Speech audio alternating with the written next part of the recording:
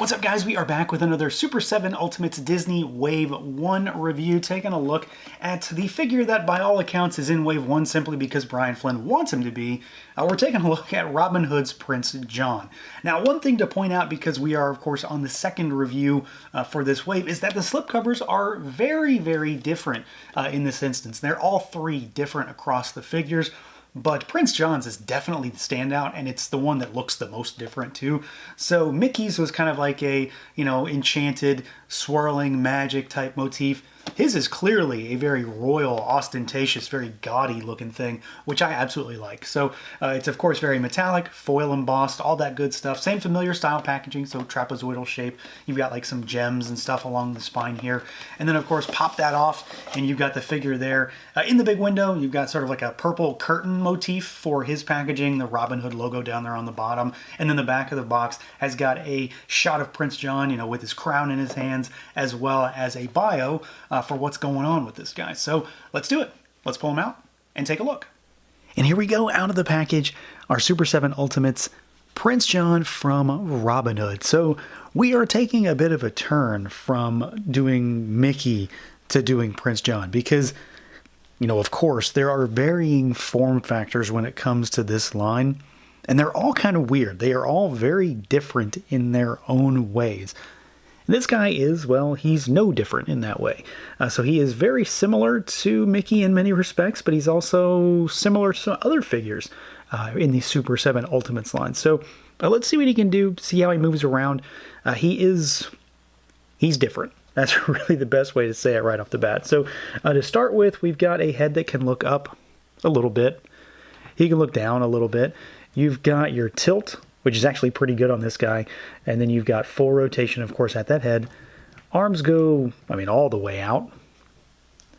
They, of course, will rotate, and you can get it to go all the way around because the robe is, this is a robe, so he's basically just open right there. So it's not supposed to be cinched shut, essentially, so it does really get in the way. You've got a single jointed elbow, basically 90 degrees, and then, of course, it rotates as usual. We've got our hinges, and we've got our rotation at the wrist. So normal stuff there. Where he's really weird is his torso, because he is, well, he's like a big blue tube, because he's got like his PJs on underneath this basically. So there's nothing at the torso, or at the diaphragm rather, and his waist is actually like down here. It's not here, it's more close to the bottom. So he's like a turtle actually. So if you've got a Super 7 Ultimates turtle, you know how this works. So he's actually got a full waist underneath the robe or his PJs there, and it will shimmy. So you do have a little bit of a waist twist there. Not really much back and forth or side to side. It's mostly just a twist, and it's like a quarter twist, if anything. There are slits on the side to allow the legs to go out as well. And then they can go forward. They go forward a little bit, but not too much. And they do go backwards slightly. You can, of course, rotate up there, because it's just your normal like ball peg type of, or ball hinge rather. Ball hinge, so you can rotate at the ball. You do have your single jointed knee. It goes back 90 degrees. You can, of course, rotate as well. So he's very similar in that way to other Ultimates. He's just got these really small, different legs. And then he's got ankle hinge. That's range. It's really, really crazy range, but he's got it. And then you do have rocker down here as well. So he's got pretty normal articulation. He's just constructed weird because of whatever he is. He's a weirdly put together lion. And then he does have a tail, so it's a ball hinge, so you've got swivel.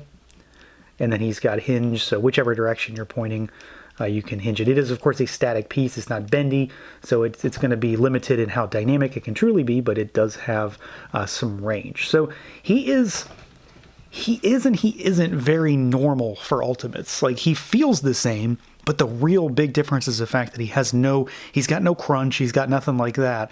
And then the fact that his waist is like all the way down here. It's super low, so the center of gravity on him is a little bit different. But otherwise, everything does move fairly normally.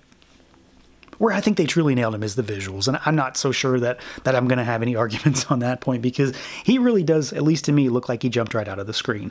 There's a handful of reasons why, the first of which is this pretty wild robe. This is another situation like Mickey, though, so if you caught that review, you kind of know what I might say next. It's not wired. I don't know if they ever said it was or wasn't. I kind of thought it was going to be, just because, you know, so much other stuff has been.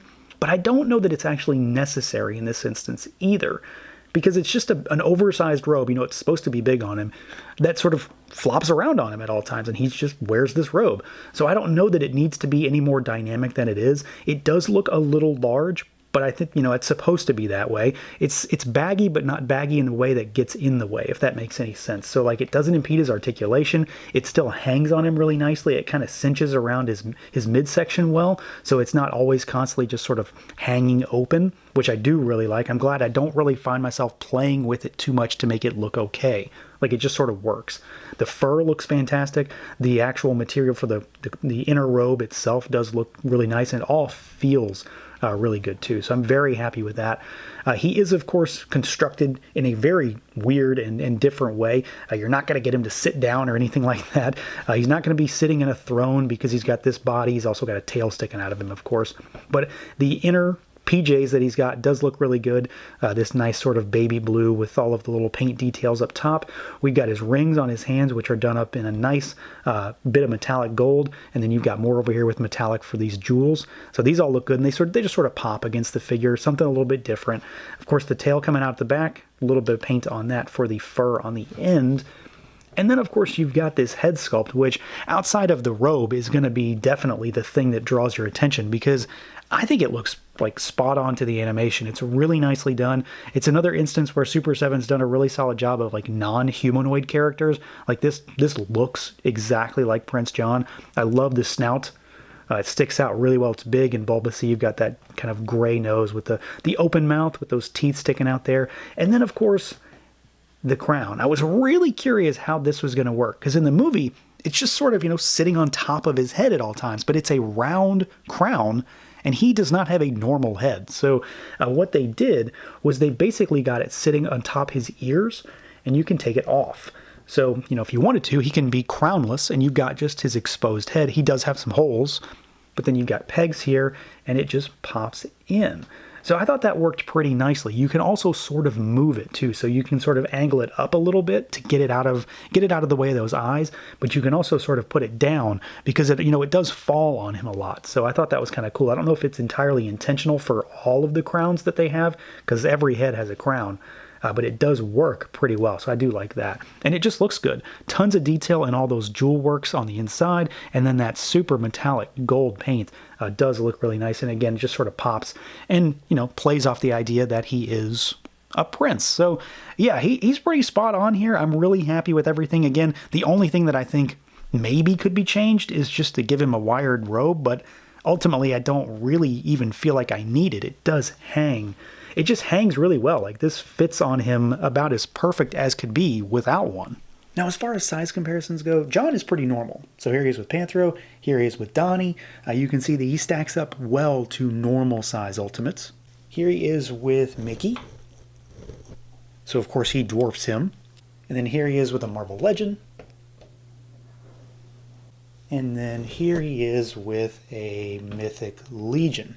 So you can see he's going to scale pretty normally amongst the Ultimates. He's definitely the larger of the three when it comes to this wave, but he's going to be good with Turtles, he'll be good with Thundercats, and pretty much anything else in and around this size. Now, as far as accessories goes, Prince John has a pretty solid spread, and there's two things in particular in here that I absolutely love. There are a couple things I kind of wish we had gotten, though, to make one of his very iconic character traits. So let's see what he's got. We've got, of course, a few heads to start with. So this is the one he comes with in the box. You know, general happy, mouth open kind of head sculpt. And then we've got this one here, which is just more of like a stoic expression, where his mouth is shut. It's still the same system when it comes to the crown and all that stuff, although this one doesn't really want to come out like that one does. So there might actually be a difference there. I'm not so sure. It's kind of hard to say. What I will say, though, is that this is another instance of, like Mickey, things in the prototype being changed and improved, because a lot of stuff on this figure, you know, accuracy-wise has been improved, but this head was not included originally. The original head was like a more angry head, which I kind of do wish we had gotten. It was like a, you know, a happier head, an angrier head, not the stoic head, and then we would also get, which is probably my favorite head, this one. So this is, of course, like one where he's, you know, like the crown, you know, his big brother's crown is coming crashing down on his head for various reasons. And then it's covering his face, you know, his mouth is askew. So he's like a little confused, almost hurt in this instance. And then, of course, you know, the eyes are completely covered. Like this one's meant to be this way specifically. So I do really like this one. It's got a lot of character. It's really different and just in many ways very unique. It's just as good looking as any other, but it's got this weird, goofy expression that I do really like. What we don't get, though, is a thumb-sucking head. None of these really work in that regard. Now, he also doesn't really have the hands for it either. So I do kind of wish we would have gotten that because, I don't know, I guess when I think of him, he's pretty much always just sucking his thumb. Beyond that, we do get some hands as well. So we've got like open palms, blade finger hands, normal, relaxed kind of hands. And then we get 5 other hands for this guy. So he's got a gripping right hand. And then he's got a set of fists. You know, of course, they've all got the rings on them. But then he's also got another set of fists that have the jewels missing. So, you know, there is that scene where Little John, like, kisses the rings and you know, sucks all the jewels right out. So you've got these, maybe to set that scene. I mean, we don't have a Little John, but maybe we're going to eventually. And we get the mirror, which does have a nice bit of reflective material on it. I mean, it's not paint, it's a sticker of some kind. And then you've got paint and detail on the back. It does look really good. It's kind of oversized too, so it definitely works really well. And of course, it's meant to go in this gripping hand right here. It's pretty soft on the handle, so it shouldn't be too hard to get in and out of that hand also. So that looks really good. And then my favorite accessories for this guy are, of course, his counterpart. So we get 2 Sir Hisses. And we get this one to start with, which is like him being strangled. So he's all kind of frazzled and he's, you know, elongated. So he's not meant to like lay on the ground like this. He's meant to be essentially, you know, being held in someone's hand. He does have an articulated neck. So his head can swivel up and down, and then there is a rotation there also. But he looks fantastic. He's got his little cape, he's got his hat, and just overall the very animation accuracy to this guy is pretty well done. I'm really happy with the way he looks, and this is, you know, one of those things that goes hand in hand with Prince John, so it's nice to get him. And then we also get a more normal, not in distress Sir Hiss, so he's coiled up, so he can sit on the ground. He also is articulated, so swivel, and then rotation there also. This is my preferred one, just because, you know, for display purposes, but when it comes to goofing around and making, you know, funny photography or anything like that, this is definitely going to be it. I mean, I'm certain he's going to show up in a lot of weird places going forward, but I'm really happy with the majority of what we got here. Well, I say that I'm really happy with everything that he comes with. I just kind of wish that he came with a little bit of different stuff. I wish that this was the original angry head that was shown in those solicitations, just for a little bit more variety. And then I do, of course, wish that he came with a full-on set of parts to suck his thumb, because that's his big thing in many respects. So if I had to wager, I would say that Prince John is probably going to be the one that a lot of folks gravitate towards. He's just a pretty impressive looking figure from the outset. He does have some weird articulation, and, you know, I'm not saying that as a negative for him in particular. I think we're going to see that with a lot of this line because they're all going to be so unique and so different, but he does still move pretty well. There's not too much that's really getting in the way on him. It is all about the looks, though, for the most part, and I think they've absolutely nailed that part of this, especially when it comes to the head sculpt, especially when it comes to that robe. And then, of course, he does come with a tremendous amount of really good accessories, multiple heads, 2 different versions of Sir Hiss, a bunch of hands, you've got the mirror, all the stuff that really rounds him out, save for probably the thumb-sucking parts that we could have used. I would have loved to have gotten that stuff, but at the end of the day, I'm really happy with everything that is included in this package. So that's going to do it for this look at the Super 7 Ultimates Disney Wave 1 Prince John. Let me know what you guys think. Feel free to like, comment, subscribe, and share, and until next time.